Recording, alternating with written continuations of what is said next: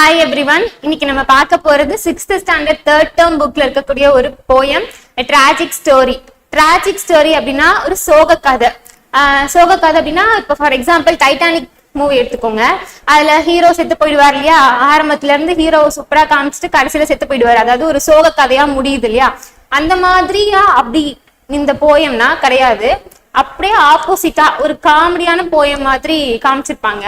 இதை எழுதினவர் யார் அப்படின்னு பாத்தீங்கன்னாக்கா வில்லியம் மேக்பீஸ் தக்காரே. அவரை பத்தி first பாத்துடலாமா? William Makepeace Thackeray was one of the great novelists of the English Victorian age. நீங்க முக்கியமா பார்க்க வேண்டியது ஒரு விக்டோரியன் ஏஜ்ல உள்ள ஒரு இங்கிலீஷ் போயிட். ஓகேங்களா? எந்த ஏஜ்ல இவர் இருந்திருந்தாரு அப்படின்னா விக்டோரியன் ஏஜ் நல்லா நோட் பண்ணிச்சுக்கோங்க, important. His Vanity Fair is one of the finest and best known novels in English literature. அவர் எழுதுனதுலே முக்கியமான அதாவது பெஸ்ட் நோன் நாவல் எது அப்படின்னா Vanity Fair அப்படின்றது. ஓகேங்களா? இது பார்த்து வச்சுக்கோங்க. Thackeray wrote in a colorful, lively style with a simple vocabulary and clearly structured sentences. These qualities combined with his honest view of life give him an important place in the history of realistic literature. Okay, இவருடைய poems எல்லாத்துலயுமே எப்படின்னா ஈஸியா understand பண்ணிக்கிற மாதிரி நிறைய கலர்ஃபுல்லா இருக்குமா இவருடைய poems. Colourful, lively style with simple vocabulary. Simple vocabulary யாருக்குனாலும் படிச்சு அதை புரிஞ்சுக்கலாமா, அந்த மாதிரி இவருடைய போயம்ஸ் எல்லாமே இடம்பெற்றிருக்கு. இதுதான் இவருடைய இம்பார்ட்டன்ட் பிளேஸ். இந்த ஒரு விஷயம் தான் அவருடைய லிட்ரேச்சர்ல இம்பார்ட்டன்ட் பிளேஸ் இவருக்கு கொடுக்க வச்சது அப்படின்னு சொல்றாங்க. அவ்வளவுதான். இதுல நீங்க பார்க்க வேண்டியது விக்டோரியன் ஏஜ்ல உள்ள ஒரு இங்கிலீஷ் போயட் இவரு. ஆல்சோ இவர் வேனிட்டி ஃபேர் அப்படின்றது இவருடைய எழுதின பெஸ்ட் நோன் நாவல்ஸ்ல ஒண்ணு. ஓகேங்களா? இது நாவல், அதையும் நீங்க நம்ம ஆரம்பிச்சுக்கோங்க. வேனிட்டி ஃபேர் அப்படின்றது ஒரு நாவல். ஓகேங்களா? நெக்ஸ்ட் போயம்குள்ள போலாம். ஓகே, இந்த போயம் ஃபுல்லாவே இந்த சேஜ் பத்தி தான் சொல்லியிருப்பாங்க. சேஜ் அப்படின்னா முனிவர் அப்படின்னு சொல்லுவோம்ல, ஞானி, முனிவர், எல்லாமே தெரிஞ்சவங்க, எல்லாருக்கும் எல்லா விஷயத்தையும் அட்வைஸ் பண்றவங்க, அவங்க எல்லாத்தையுமே ஃபுல்லா எக்ஸ்பீரியன்ஸ் ஆகி தேர்ந்திருப்பாங்க. அப்படிப்பட்டவங்க தான் நம்ம சேஜ், ஞானி அப்படின்னு சொல்லுவோம். ஆனா அந்த சேஜ் என்னென்னலாம் பண்றாரு அப்படின்னு பார்க்கலாம். There lived a sage in days of yore and he a handsome pigtail wore. There lived a sage in days of yore அப்படின்னா முன்னொரு காலத்தில். முன்னொரு காலத்துலனா ரொம்ப காலத்துக்கு முன்னாடி அந்த காலத்துல ஒரு சேஜ் வாழ்ந்து வந்தாராம். சேஜ்னா முனிவர் வாழ்ந்து வந்தாராம். அவர் என்ன பண்ணாரு, அவருக்கு ஒரு ஹேண்ட்ஸமான பிக்டைல் இருந்துச்சான். அவரு பின்னாடி ஒரு ஜட நீட்டா இருந்திருக்கு, அது ரொம்ப ஹேண்ட்ஸமா இருந்துச்சான், அழகா இருந்துச்சான்.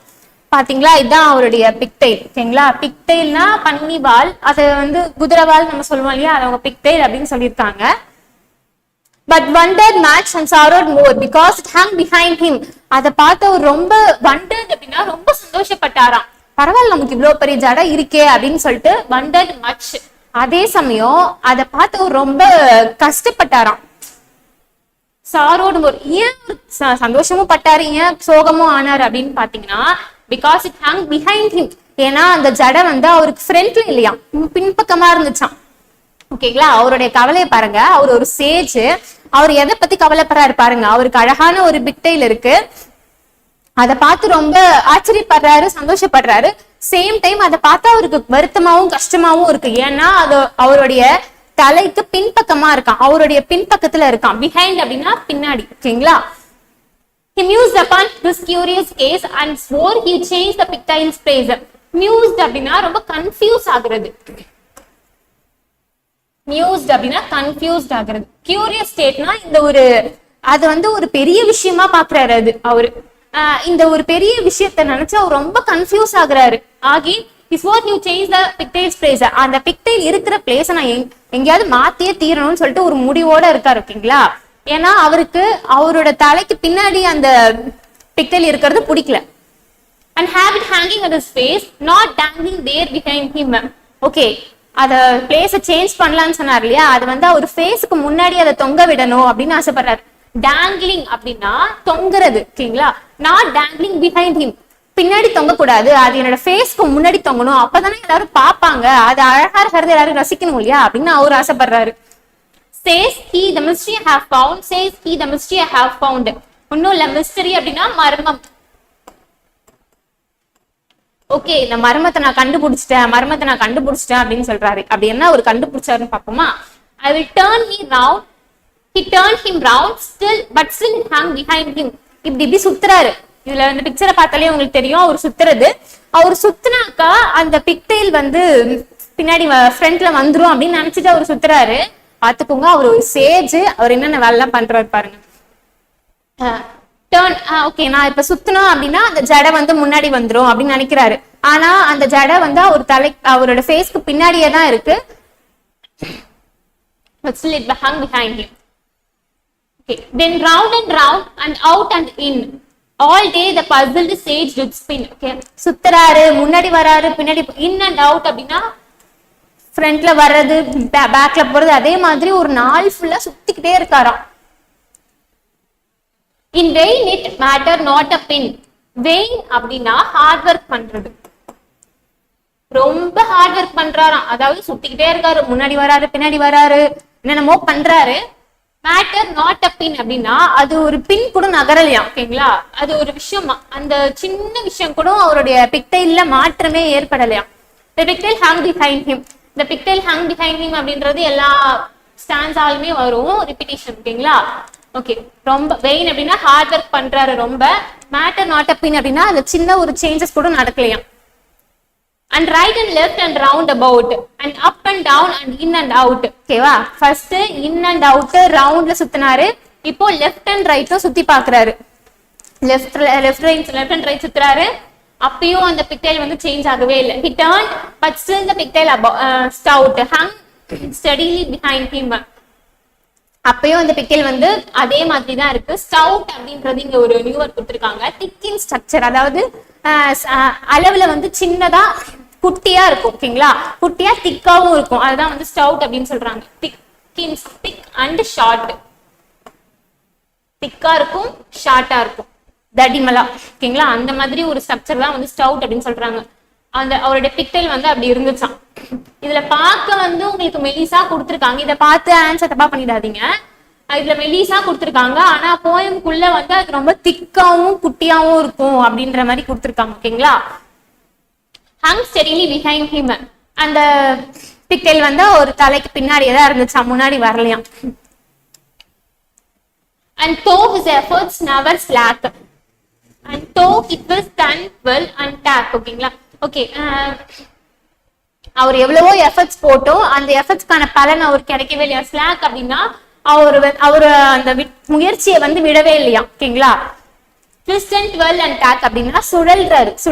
twist and twirl and tack அப்படின்றதுக்கு ஒரே மீனிங் தான். சுழண்டுகிட்டே இருக்காரு, சுத்தி சுத்தி பாக்குறாரு, ஃப்ரண்ட்ல வராரு, பின்னாடி போறாரு, ரைட்ல போறாரு, லெஃப்ட்ல போறாரு, எல்லா டைரக்ஷன்ல அவர் சுத்தினாலுமே அதே மாதிரி தான் இருக்கு அந்த பிக்டைல். Alas, still faithful to his back, the pigtail hangs behind him.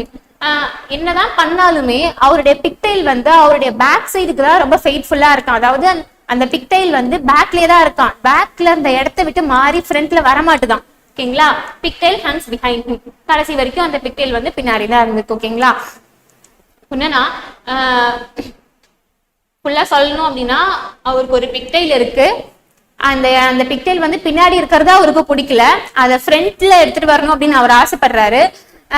நம்ம எல்லாருக்குமே தெரியும் அந்த பிக்டைல் அப்படின்றது பிளேஸ் எல்லாம் வந்து நம்மளால சேஞ்ச் பண்ண முடியாது. ஆனா அவர் ஒரு ஞானியா இருக்காரு, அவருக்கு இந்த விஷயம் தெரியல. பாத்தீங்களா, அவர் வந்து ஒரு எப்படி இந்த போயம்ல ஆக்ட் பண்ணிருக்காரு அப்படின்னா ஒரு முட்டாள் மாதிரி தான் நடந்துட்டு இருந்திருக்காரு. பிக்டைல் யாராச்சும் முன்னாடி எடுத்துட்டு வர முடியுமா, அதுவும் இப்படி சுத்தணும் அப்படின்னா வராது, வாய்ப்பே இல்லை.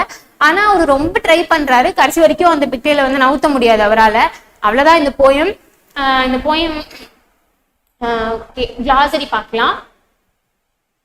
சேஜ் அப்படின்னா வாய்ஸ் மேன். ஒரு சேஜ் அப்படின்னா வாய்ஸ் மேன் தான், ஞானி சொல்லுவாங்க இல்லையா, ரொம்ப அறிவா இருந்தவங்க. யோர் அப்படின்னா லாங் அகோ, முன்னொரு காலத்தில், ரொம்ப வருஷத்துக்கு முன்னாடி. பிக்டைல்னா a plaited lock of hair born singly at the back. பிக்டைல் அப்படின்னா அவருடைய ஜடையை தான் சொல்றாங்க. மியூஸ்ட் அப்படின்னா தாட் ஓவர், ரொம்ப யோசிக்கிறது, நிறைய ஓவரா தாட் பண்றது, கன்ஃபியூஸ் ஆகுறது. கியூரியஸ் அப்படின்னா eager to learn more. Curious அப்படின்னா ரொம்ப யோசிக்கிறாரு. மிஸ்டரி அப்படின்னா பசில், மர்மம் சொன்னேன். ஸ்டவுட் அப்படின்னா திக் இன் ஸ்ட்ரக்சர், திக்காவும் ஷார்ட்டாவும் இருக்கிறது தான் அந்த ஸ்ட்ரக்சர். ஓகே, இப்போ ஃபிகர் ஆஃப் ஸ்பீச் பார்க்கலாமா? ஓகே, இந்த போயம் ஃபுல்லாவே வந்து இப்போ வந்து ஃபார் எக்ஸாம்பிள் இந்த போயம்ல ஒரு லைனை கொடுத்து அவங்க ஃபிகர் ஆஃப் ஸ்பீச் கேட்கறது எல்லாமே இருக்கட்டும். இந்த டிராஜிக் ஸ்டோரி அப்படின்ற ஒரு போயம் வந்து அதோட ஃபிகர் ஆஃப் ஸ்பீச் என்ன அப்படின்னு கேட்டாங்கன்னா நீங்க அயானி தான் போடணும். ஓகேங்களா? ஏன்னா போயம் ஃபுல்லாவே வந்து இன்டைரக்டா சொல்லியிருப்பாங்க. அவரு சேஜ பத்தி தான் சொல்லியிருப்பாங்க. ஆனா வந்து ஒரு சேஜ் பண்ணக்கூடிய வேலையா அவர் செய்ய மாட்டாரு, முட்டாள்தனமா பண்ணிட்டு இருப்பாரு. சோ அயானி. சேஜ் அப்படின்னா அவர் வந்து ஆக்சுவலி முட்டாள்னு தான் சொல்லியிருக்கணும். ஆனா அவங்க ஞானின்னு சொல்லி அவர் பண்ண ஆக்டிவிட்டிஸ் எல்லாம் சொல்லியிருக்காங்க. சோ அயானி. And he handsome pigtail. Handsome pigtail, அந்த பிக்டைல் ரொம்ப அழகா இருந்துச்சு அப்படின்னு சொல்லும் போதே நம்ம ஒரு இமேஜினேஷனுக்கு போறோம் இல்லையா? So imaginary. இங்க எம் வந்து அலிட்ரேஷன். நான் சொல்லியிருந்த மாதிரி நான் கான்சனன்ட் வந்து சேமா வந்திருக்கு இல்லையா, ரிப்பீட் ஆகிருக்கு இல்லையா? ஸோ அலிட்ரேஷன் வரும். பிஹைண்ட் ஹிம் அப்படின்னு சொல்லிட்டு எல்லா ஸ்டான்ஸாவோட எண்ட்லயுமே வந்திருக்கும், பாத்துக்கோங்க. Behind him. ஸோ இது repetition. Next round and round, இதுவும் ரிப்பிட்டிஷன் தான். Okay. All day the puzzled sage did spin. ஒரு நாள் ஃபுல்லா சுத்தினாரு அப்படின்னு சொல்லியிருப்பாங்க. ஒரு நாள் ஃபுல்லா 24 hours சுத்த முடியாது. ஓகேங்களா? ஒரு நாள்ல மேக்ஸிமம் ஆஃப் டைம் அவர் சுத்திட்டு இருந்திருப்பாரு. அதை அவங்க எக்ஸாஜரேட் பண்ணி ஆல் டே அப்படின்னு சொல்லியிருக்காங்க. ஸோ அது ஹைப்பர்போல். ஒரு விஷயத்த இருக்கிறது இல்லாம கொஞ்சம் எக்ஸாஜரேட் பண்ணி மிகைப்படுத்தி சொல்லியிருந்தாங்க அப்படின்னா அது ஹைப்பர்போல். ஓகேங்களா? நாட் அ பின் ட்விஸ்டட் ட்வெல் அப்படின்னு இருக்கு இல்லையா, இதெல்லாம் வந்து அலிட்ரேஷன் வரும். Still faithful to his back. அவருடைய பிக்டைல் வந்து அவருடைய பின்பக்கத்துக்கு தான் ரொம்ப ஃபெய்த்ஃபுல்லா இருந்துச்சு அப்படின்னு சொல்லியிருப்பாங்க. அது வந்து பர்சனிஃபிகேஷன், நம்பிக்கைத்தனமா இருக்கிறது வந்து பிக்டைலோட இதுல அது வந்து ஹியூமன் ஆட்ரிபியூட். ஸோ இந்த பர்சனிஃபிகேஷன் வரும். பிஹைண்ட் ஹிம் வந்து ரிப்பிட்டேஷன். ஓகே. இந்த போயம் ஃபுல்லாவே உங்களுக்கு புரிஞ்சிருக்கும்னு நினைக்கிறேன். லாஸ்டா ஒரு சம்மரி மாதிரி பார்த்துடலாம். ஓகே. மேக்பீஸ் தக்காரேவை பத்தி கொடுத்திருக்காங்க. இந்தியன் நாவலிஸ்ட் அவரு. இதுல நீங்க பார்க்க வேண்டியது இங்கிலீஷ் விக்டோரியன் ஏஜ்ல அவரு இருந்திருக்காரு. நெக்ஸ்ட் அவருடைய ஃபைனஸ்ட் நாவல் என்ன அப்படின்னு பாத்தீங்கன்னாக்கா வேனிட்டி ஃபேர். சிம்பிள் வெக்காபுலரி, கலர்ஃபுல்லா இது பண்றதுல அவர் ரொம்ப ஸ்பெஷலிஸ்டா இருந்திருக்காரு. ஓகே. ரியாலிஸ்டிக் ஹிஸ்டரி, அந்த காலத்துல இருந்து லிட்டரேச்சர் ஹிஸ்டரியை வந்து அவர் ரியாலிஸ்டிக்கா சொல்லியிருப்பாரு. ஓகே. ஃபர்ஸ்ட் ஸ்டான்ஸ்ல பாத்தீங்க அப்படின்னா ஒரு சேஜ் அப்படின்னு சொல்லிட்டு அவர் குறிப்பிட்டிருப்பாங்க இந்த பர்சனை. அவருக்கு வந்து ஒரு ஹேண்ட்ஸமான பிக்டைல் இருந்துச்சு. இதுல நீங்க பார்க்க போறது வண்டட் மச் சாரோடு மோர். ஓகேங்களா? மச் தான் வந்து மோரை விட மோர் தான் வந்து மச்சை விட பெருசு. ஓகேங்களா? அதனால அவர் அதிகமா கவலை தான் பட்டாரு, சந்தோஷப்பட்டாரு. ஆனா அதை விட அதிகமா கவலை தான் பட்டாரு. ஓகேங்களா? அதான் மச் மோர்னு போயம்லயே கொடுத்திருப்பாங்க. அது it hung behind him. Second ஸ்டான்ஸால thought deeply about his problem. அவருக்கு வந்து பின்னாடி இருந்தது பிடிக்கல. சோ இதுக்கு ஏதாவது ஒரு வழி கண்டுபிடிக்கணும்னு ரொம்ப யோசிப்பாரு. யோசிச்சு என்ன பண்ணுவாருன்னா பிக்டைலோட பிளேஸ் சேஞ்ச் பண்ணணும் அப்படின்ட்டு. எங்க சேஞ்ச் பண்ணணும்னா அவரோட ஃபேஸ்க்கு முன்னாடி அது தொங்கணும் அப்படின்னு சொல்லிட்டு தான் அவர் ஆசைப்படுவாரு. தேர்ட் ஸ்டான்ஸா பாருங்க. He found the mystery. Mystery அப்படின்னா ஒன்னும் இல்ல, அவர் யோசிச்சார் இல்லையா, அதுக்கான சொல்யூஷனை தான் வந்து கண்டுபிடிச்சிருப்பாரு. அததான் வந்து says he the mystery I have found, says he the mystery I have found ரெண்டு வாட்டி கொடுத்திருப்பாங்க. மிஸ்ட்ரி அப்படின்னா அந்த மர்மத்துக்கான சொல்யூஷனை வந்து அவர் கண்டுபிடிச்சிருப்பேன் அப்படின்னு சொல்லுவாரு. he turned around the pigtail also. அவர் சுத்தும் போது அவர் அந்த பிக்டைலும் அவர் கூடியதான் சேர்ந்து சுத்துமே தவிர அது ஒரு பிளேஸ்ல நிக்காது. ஃபோர்த் ஸ்டான்ஸ்ல டர்ன் அரவுண்ட் அண்ட் ரவுண்ட். அவர் எப்படிலாம் டர்ன் பண்ணாரு அப்படின்றது கூட கேட்கறதுக்கு வாய்ப்பு இருக்கு. ரவுண்ட் அண்ட் ரவுண்ட், அப்புறம் வந்து இன் அண்ட் அவுட், ஸ்பின் ஹிம்செல்ஃப், அவரையே அவர் சுத்திப்பாரு. அது ஹோல் டே ஃபுல்லா. அவருடைய எஃபர்ட்ஸ் வந்து என்னாச்சு, யூஸ்லெஸ் தான். ஸ்டான்ஸா 5ல பாருங்க. Turn right and left. ஓகேவா? ரைட் அண்ட் லெஃப்ட் டர்ன் பண்ணிருக்காரு. Round about, up and down, in and out. Pigtail remains thick. இதுதான் வந்து அந்த ஸ்டவுட் அப்படின்ற வேர்டு கொடுத்திருப்பாங்க போயம்ல. ஸ்டான்ஸா 6 பாருங்க. he never stopped trying. கடைசி வரைக்கும் அவர் வந்து என்ன பண்ணல, அவர் கிவ் அப் பண்ணவே இல்லை. கடைசி வரைக்கும் சுத்திட்டே தான் இருந்திருக்காரு. he twist and turn and tack. Okay. The pigtail stayed faithful for his back. இந்த பிக்டைல் என்ன ஆச்சா, கடைசி வரைக்கும் அதோட பேக்குக்கு தான் வந்து ஃபெய்த்ஃபுல்லா இருந்திருக்கு.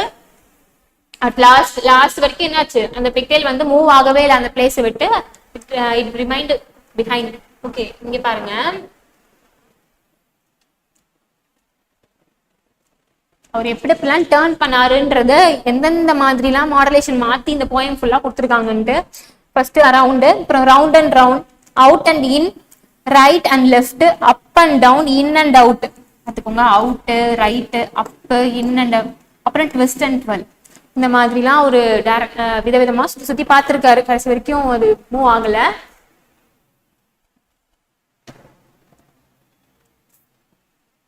ஓகே, புக் பேக் பார்க்கலாம். But wondered much and sorrowed more because it hung behind him. What was he wondered about? அவர் எதை பார்த்து சந்தோஷப்பட்டார் அப்படின்னா, அவருக்கு பிக்டைல் பெருசா இருக்கு இல்லையா, அதை பார்த்து அவர் சந்தோஷப்பட்டாரு. What does the word it refer to? இட்ன்றது எதை குறிக்குது அப்படின்னா, இட் ஹங் பிஹைண்ட் ஹிம்னா அவருடைய பிக்டைல தான் குறிக்குது. ஓகேங்களா? இதுல ரைமிங் ஸ்கீம் பாருங்க. ஸ்லாக், டாக், பேக் மூணுமே வந்து ரைமிங்கா இருக்கு. So A A A. இது மட்டும் ரைமிங்கா இல்ல. So B. Pick out the rhyming words. Rhyming words பாருங்க. இதுக்கு ஸ்லாக், டாக், பேக் மூணுமே வந்து ரைமிங் தான். Did he quit his trying? How can you say? அவருடைய முயற்சியை கைவிட்டாரா? இல்ல, கடைசி வரைக்கும் அவர் ட்ரை பண்ணிட்டே தான் இருக்க மாதிரி இந்த போயமை முடிச்சுட்டாங்க. So no. இதுல ஃபிகர் ஆஃப் ஸ்பீச் என்னன்னு கேட்டிருக்காங்க. கியூரியஸ், கேஸ் அப்படின்ற ஒரு அலிட்ரேஷன் இருக்கு. ஓகே, அவ்வளவுதான். இங்க அயானினா என்னன்னு கொடுத்திருக்காங்க பாருங்க. Ionic is a figure of speech in which words are used in such a way that their intended meaning is different from the actual meaning. அவங்க சொல்ல வந்த மீனிங்க்கு அவங்க கொடுத்திருக்க மீனிங்கும் ரொம்ப ஆப்போசிட்டா இருக்குமா. அதாவது இப்ப வஞ்ச புகழ்ச்சி அணின்னு சொல்லுவோம் இல்லையா, ஒருத்தவங்களை புகழணும்னு நினைப்போம், ஆனா அவங்கள வந்து பழிச்சு சொல்லுவோம்.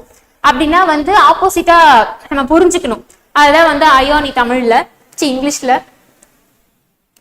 It may also be a situation that ends up in quite a different way than what is generally anticipated. In simple words, it is a simple difference between appearance and reality. Okay, அதான் சொல்லியிருக்காங்க. அவங்க என்ன சொல்ல வராங்களோ அதுல இருந்து டிஃப்ரெண்டா, அதுல இருந்து மாறுபட்ட ஒரு கருத்தை தான் அவங்க சொல்லுவாங்க. அதை வந்து நம்ம புரிஞ்சுக்கணும். ஓகே, அவங்க இப்படிதான் சொல்ல வராங்க அப்படின்ட்டு. அதுதான் வந்து அயானி. இந்த போயம்ல அவரை அந்த ஒரு முட்டாள்தனமா பண்ணிருப்பாரு இல்லையா, அவர் வந்து சேஜ், அவர் முனிவர் அப்படின்னு சொல்லிட்டு சொல்லியிருப்பாங்க. ஓகே, அதான் போயம். Okay, thank you.